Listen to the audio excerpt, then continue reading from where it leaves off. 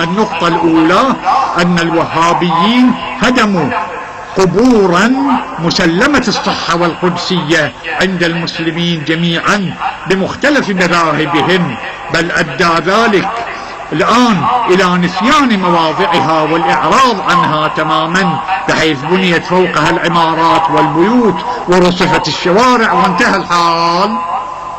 فمن يرضى من المسلمين بهذه النتيجة لذرية النبي صلى الله عليه وآله، أولاده الصلبيون وبناته أو البنات المنسوبين إليه ولزوجاته والمعنونين من الصحابة؟ ومن الواضح أن الوهابية جاءت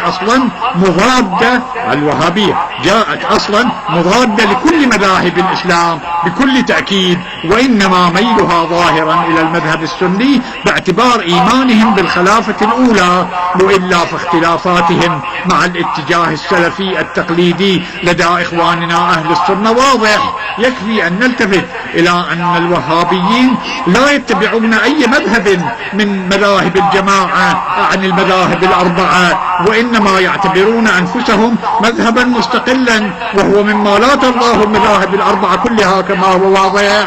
سبحان الله، أنا ما نكون جهلة.